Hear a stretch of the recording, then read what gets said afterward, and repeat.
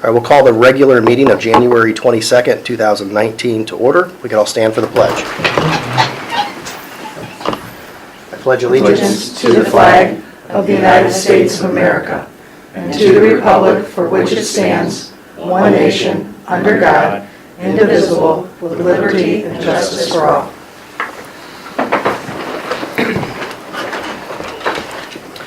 Roll call. Larry Armstrong. Here. Sean Douglas. Here. Michael Howry. Here. Michelle Hayes. Here. Gene Sensi. Here.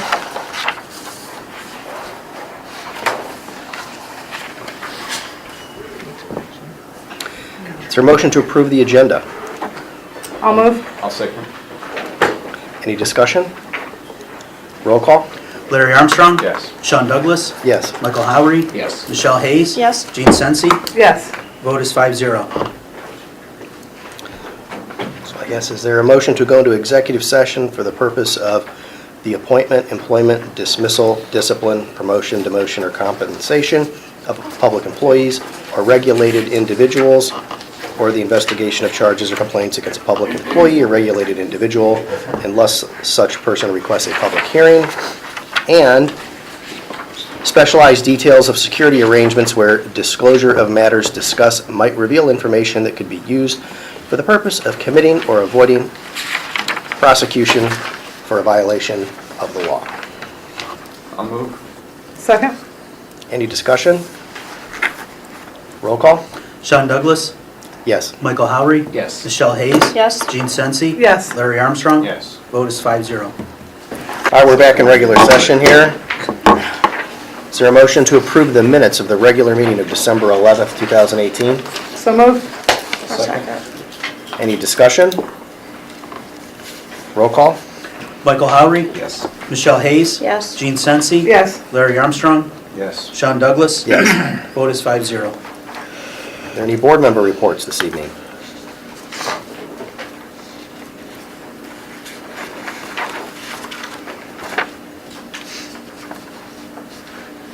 All right. Are you covering this next one, Angela, or is this me? I guess it's under board member report, so it would be the resolution. I don't know, she must not have put another item on it, but that's the motion. So, this is the resolution determining to proceed with the submission of a renewal tax levy. It's the second of the two motions to put this on the May ballot. And it is not an increase, and I think Mike is going to be talking about it a little bit more in his presentation. Is there a motion? I'll move. I'll second. Any discussion?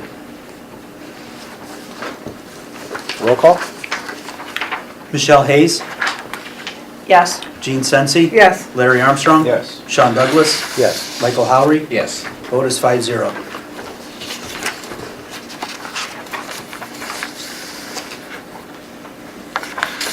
Okay, we'll come to the first public participation portion of the evening. This is on agenda items only.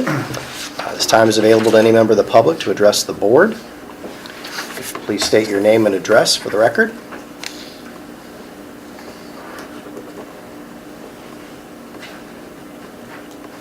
All right, seeing none. Reports and recommendations of the treasurer. Thank you. As Angela said, I do have a small presentation tonight. And since it's mostly graphs, I decided to put it up on the board. Also handing out so you have something to take home with you. Apparently the first slide was up there too long. It's burned itself into the white. Oh, yeah. Oh, wow.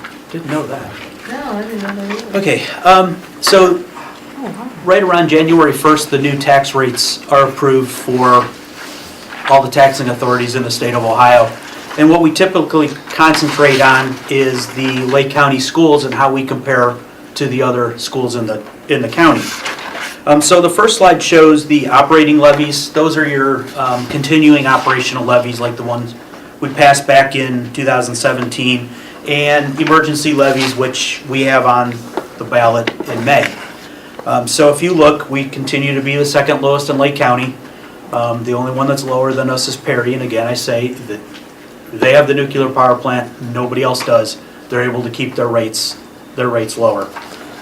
Their rates have actually gone up a little as the plant's been devalued. They have to stay generating the same amount of money, so their rates have gone up a little, as all of ours is, as the values have decreased. So for operations, we're the second lowest, and for all levies, which for us would include not only the operational levies, but the permanent improvement levy, which was renewed last year, and the debt service levy and the capital maintenance levy that's part of the bond issue, we are still second lowest in Lake County. And that was pretty good considering, we had money approved at the same time that Riverside did. So, and the other thing I want to remind the taxpayers is not all the money goes to the schools. I was hoping to have the percentages updated for the new tax bills, but they haven't even been issued yet by the Lake County auditor.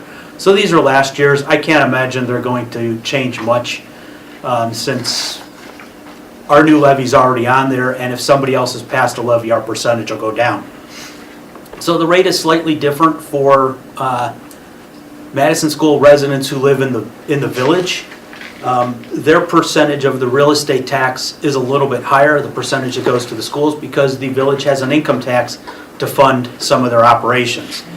If you look at the percentage that goes to us from a township resident, it's a little lower because the township has to use real estate tax to fund their operations.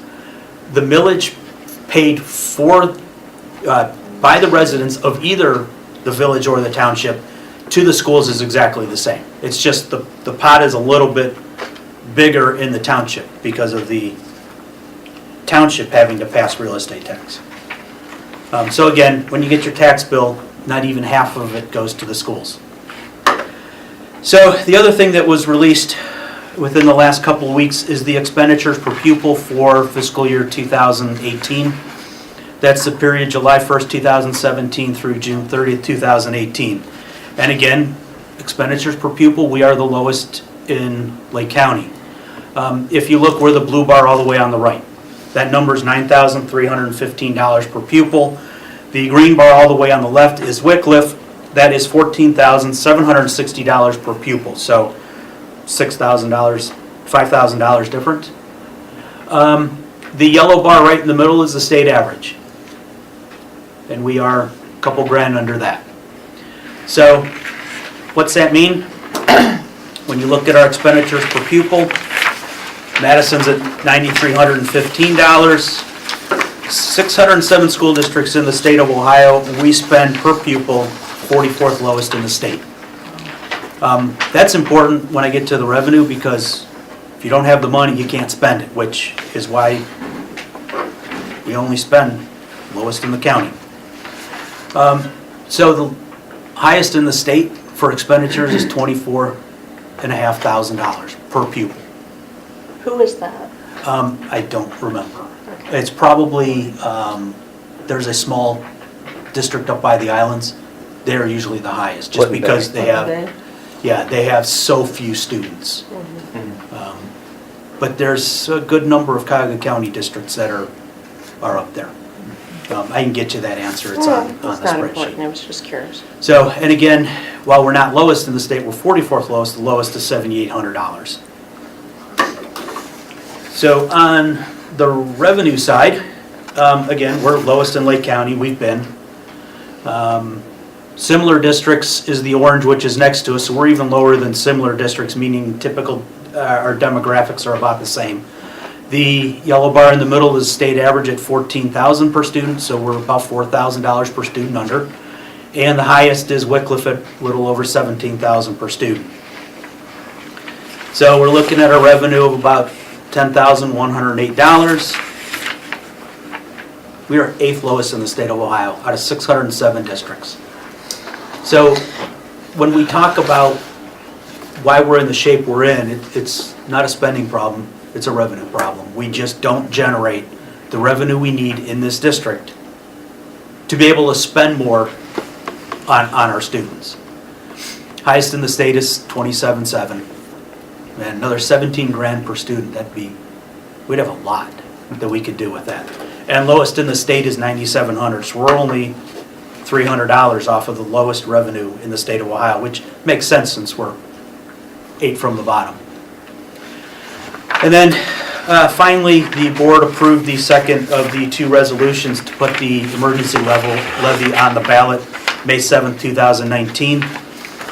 Just want to remind the taxpayers that it's a renewal. It is not a tax increase. Generates about $700,000 per year, which is about 2.5% of our budget. So non-renewal, while it's, I don't want to say only 700,000, but you're looking at 26 million. It's still 2.5%, and we don't have a way to replace that.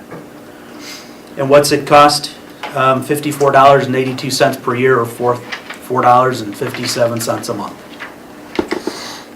And that's it. That's what I have, other than what's on the agenda. Any questions on that?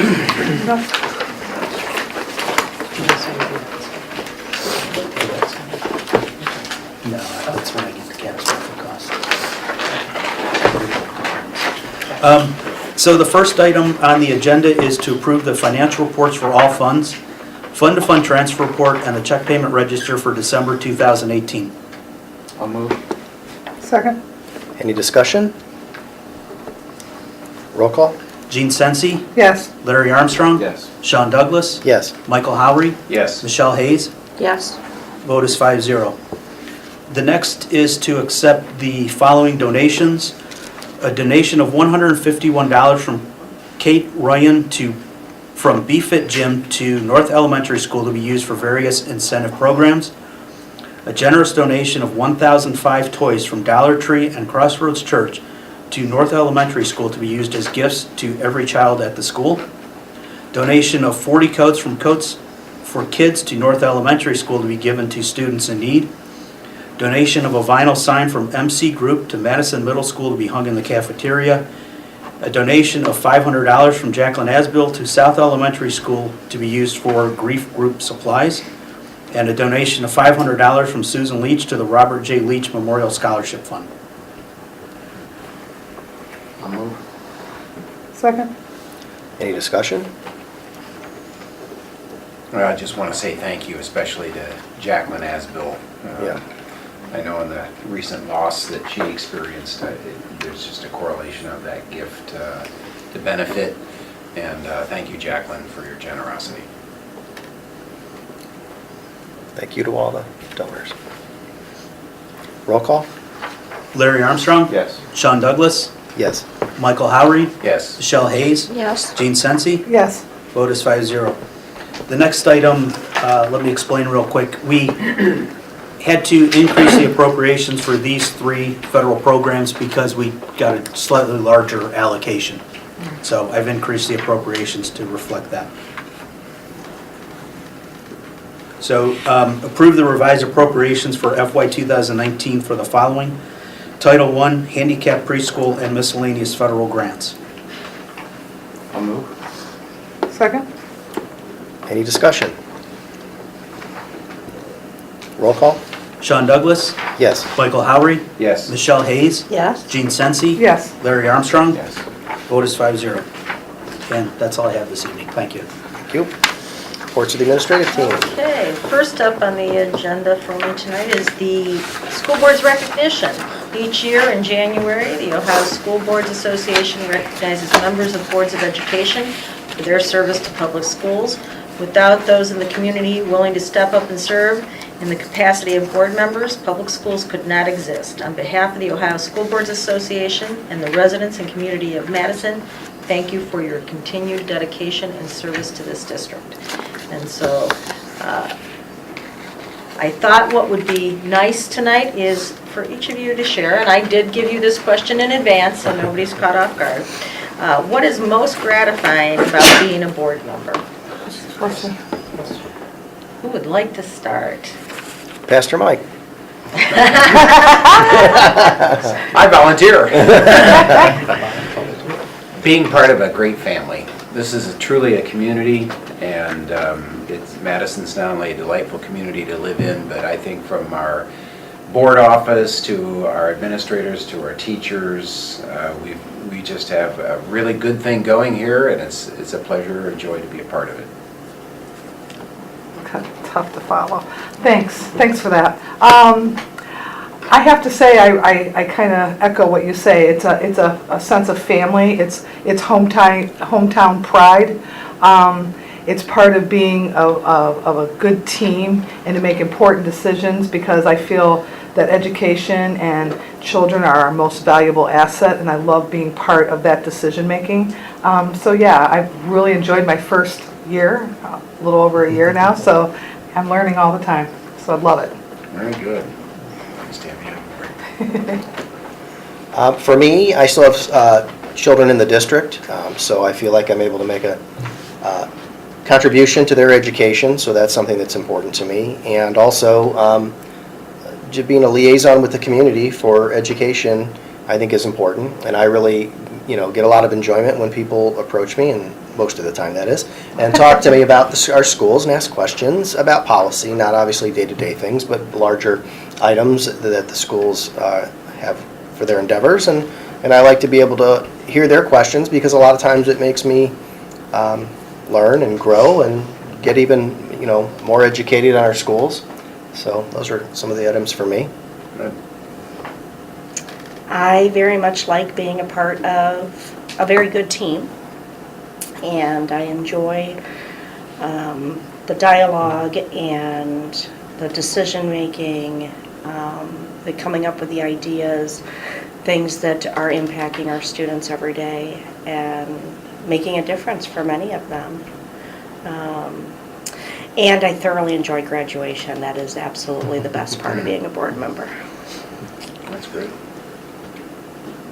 You all touched on most of what I have to say, but I think it's an honor and a privilege to serve this community.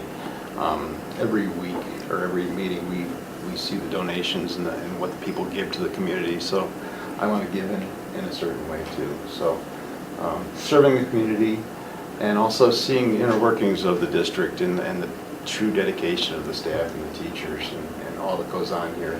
And Mike just outlined how little we spend per pupil, but that doesn't show the heart of our staff here. So we're very fortunate. And lastly, the graduation day, just seeing the faces and the smiles and the students that we prepared for the future. So it's very gratifying. Mike, when you sometimes go over those numbers, the whole way home, it's like when you're thinking of what you would do if you won the lottery, and I'm thinking, going through my mind is, what could we do with $17,000 more per kid? Wow, what could we do with that? Well, one of the things I thought about tonight is I have known each of you in a different capacity actually before you became board members. I remember Larry from his days with Redbird PTA, and he was very active in some of those early levy campaigns in 2007, 2008. Michelle from our collaboration when we had a family we worked on at the high school. Sean from the library board. Jean from United Way. And Pastor Mike when he walked in wanting to do clean streaks the very first time. So all of you have that servant leadership before you even became a board member. And your experiences that you bring to this board and this community are greatly appreciated. Thank you. Thank you. So moving on to one of the reasons why Sean said he is very happy to be a part of this board is getting to, be a part of his children's education. I am going to share with you this evening, I know I shared it in the newsletter, but I want to share it formally, the co-valedictorians and salutatorian for the class of 2019. Our co-valedictorians are Allison Marie Schultz and Marcus Cy Horton. And our salutatorian is Colin Patrick Douglas. So we will be looking forward to sharing graduation with them and hearing their speeches on graduation day. And the interesting thing about this cohort of kids is that they are all very reserved. They are a very quiet group of kids. So it'll be interesting to see what they have to say and once they get that microphone, because sometimes those quiet ones will surprise you. I was going to say, Sean's son is reserved. He's a good man now. I said he was a good boy the last time, but he's now a man. So. So Congratulations. Congratulations Yeah, to all of them. And it's such a congratulations. fantastic experience to be able to give your son his diploma. Yeah, Looking and forward his- to it. It's kind of awesome. And your You're welcome. signature will be on it for, as board president. Oh, wow. Yeah, because you signed those. Hmm. I'm pretty sure that's on there, Kinda yeah. awesome. Yeah. That's pretty unique. Yeah. That is, so. Next order of business is to remind everybody, our spelling bee is Monday. Dave is all ready, has got his judges in place, the kids are ready. I know, and Mrs. Berry can attest, as well as Mr. Measle, that North's was very competitive this year. It actually went over to 2 days. That even makes me Wow. feel better than when I did the bee and had ran out of words the one year and had to jump around. I think you judged as I was, running out of words on the one round. So I think you guys beat me on that one. Dave, do you find it stressful? Because just watching you and watching those kids, I find it very stressful. You know, the further it goes, the more the stress builds, and especially, as you said, when you sort of see the end of the list coming and you're starting to think, okay, so we're going to jump back up into this list if we run out of words here, and that's when my mind's kind of racing as I'm standing there. But, The happiest day of my life is when I got to pass that spelling bee because it is that nerve-wracking. yeah. And you always worry, did you mispronounce the word, did not say it right? And, I had very defined rules when I did it, because I didn't like words with double meanings, because then they confused the kids. So, good luck, Dave, on Monday. I think the weather's supposed to be okay, so we won't have a snow day, right? Another thing to remind you of is Project Unify is February 14th at the high school. So barring no snow days, because last year I think we rescheduled the thing 3 times, is Project Unify. Good day. Yeah, it's a It very is. good day. It's a lot of fun. It is. And then, just to let you know that we will be gearing up, since we just passed the second resolution with our levy committee, and looking for a meeting on February 6th, and I will put more details in the newsletter for any and all that want to participate. While it's a renewal and not a high-stress campaign, I think the levy committee does have to do a fundraiser at some point to be ready for the next time. Oh, the levy committee meeting is going to be February 6th? Yes. Okay. Yep. And then I wanted to talk to you, just to a reminder of something I put in the newsletter regarding the Ohio Clean Energy Jobs Alliance. I attended a session 2 weeks ago with some regional people from this alliance, as well as the 2 of the 3 commissioners and various community entities, talking about the need for people to get involved in saving the power plant because of the economic impact it would have on this region. While it's not the actual share that we get from the power plant tax-wise, and Mike and I talked about this, isn't that great, the impact if that power plant closes to the region is huge, because you have people that live and work in Madison, that live in that power plant, or that work in that power plant, and there would be a financial drain. People would be selling houses, you may not get the tax revenue, and there would be a domino effect. So while people are talking about, well, it's a Perry problem, no, it's a regional problem, and I think we need to put our support in being a part of this alliance. I am going to look to put a resolution on the next agenda saying that we would join this alliance. It doesn't cost us anything. Our logo would go up on their webpage saying that we're, a part of the activities to save that power plant. And like I said, I would keep you posted of if we need to write letters or do some things. But it is an important economic engine to this region. I didn't know if you had any questions about it, or... I know those are very well-paying jobs for the most part that they have there. I've heard $60 million for their payroll out of Perry, although some of that is corporate wages that are from their parent structure seem to be paid out of Perry, but still a significant contribution to our community for those people living here. Well, one of our graduates spoke at this meeting, and I said, I would love to have, and I'm going to have him to the February meeting, just to talk about the experience he's had working at the power plant and the impact it's had on his own trajectory. I remember him when I was an assistant principal at Madison High School, and here he is leading community initiatives as well as the work he does. He led, because they have like a young leaders group in the power plant, and they raised significant resources for their toy drive this year and the things they do for the community. And it's always good to highlight a graduate that has been successful. And he's raising his family here in Madison, and he's actually what they call a legacy employee of the plant. His grandfather helped build the plant, his father worked at the plant, and now he works at the plant. So, Well, and I would think that we would absolutely want to be a part of this because not just looking at the economical impact, but if people have to sell their homes and our children have to move and our children are disrupted, mom or dad loses their job, they can no longer afford the things that they normally do. It could be very stressful on a child. sure. And there would be all those layers to something like this. Yeah. So, but I just wanted to revisit that with you at this meeting because I think it's an important discussion. And that's all I have, Dave. Okay. I'd also like to express my gratitude for your service to the community, to the schools. It's definitely appreciated, the time that you put in. I just wanted to give you a quick update on our backpack program at North. I shared that with you earlier in the year. We started in October.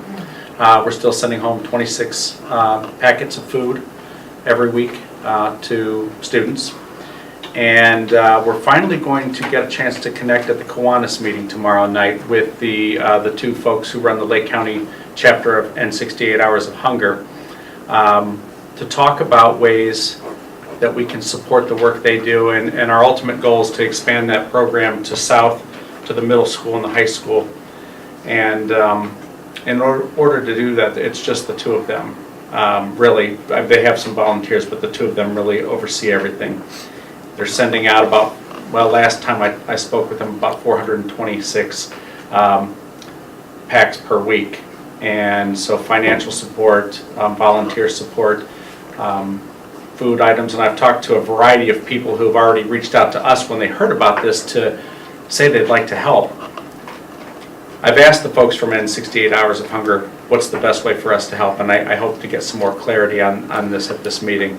So anyhow, that's the idea going forward. I know that our district can probably do some things to support them. Our Key Club within our district, which is it's a program associated with the Kiwanis Club. Our Madison Kiwanis Club has expressed interest, which is why they're coming to support that and our community in general. So I'm hoping to help to pave the way to be able to expand that program, and we really need their help because they can do it a lot more efficiently probably than we could if we were starting from scratch. So. Is all welcome at this meeting, or is it by invitation only? This is a Kiwanis Club meeting. It's at the Wagon Wheel. And Anybody can go. Yeah, I think anybody can. To be honest, I'm not sure. It's not a I know huge someone on crowd, the but, Kiwanis Club. I'll ask them Yeah. to make sure. Yeah, no, you can go. You just have to tell somebody, and I don't know how they do the meals for tomorrow night, but you can be a guest, and they usually then provide your meal as a guest. 'Cause Oh, I can they do hope my you own. join. They hope, it's their way of getting you to join the club. Join the club. Yeah. So, I have a question. hopefully we get some more information about how to best support them because, as we want to grow a big program here in Madison, we're going to have to help them to do it.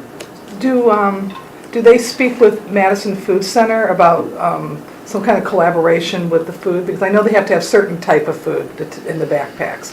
But I was wondering, because Madison Food Center, they're in partnership with Cleveland Food Bank, and they get quite a bit of food. Right, and we've kind of reached out. I'm not sure of their food sources now. I know that there are very specific things they put in, so if we just did a food drive, Right, all kinds of things would come in, like the example they gave me is cans of sardines, you know? right, we have difficulties partnering with them too, because they Right. have certain type of food, so we do try to pull it out for them. So how we can, get what they need to be able to Right. put together these packets of food is information I've asked for, and I'm hoping to get more clarification on that. That would be a good partnership. Yeah, and I know initially when we were looking into this, I had reached out to both the Madison Food Bank and the Cleveland Food Bank, and I think there are things that they can do. They can't do it to the level for Right. us that End 68 Hours Right. of Hunger can, but I think they can maybe help support it in that way as Right, well. right.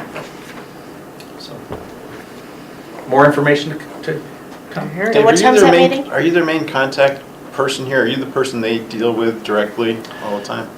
In setting it up, I have been, and I've touched base with them from time to time. Currently, North Elementary, the only school that's running it, they send 2 volunteers there, and I think it's every Thursday morning. It's in the plaza by the Giant Eagle in Painesville. 2 volunteers go out every week, pick up all the packs of food and bring it back, and then they put it together in the backpacks at the... So I think those 2 volunteers probably have talked to them more than I do, but in terms of the program, I'm the contact person. What's the ultimate setup that would work best for the program if it continues to grow? Well, that's what I'm trying to find out how we can best support them. I would love to see, maybe if Kiwanis Club's willing to do some regular contributions, if our Key Club at school can do either food drives or other ways to support them, bring about awareness. Again, there are just citizens who have said, hey, I'd like to help. Right. I can do that in a variety of ways. What does that look like? And I'd like to be able to get answers for them, so.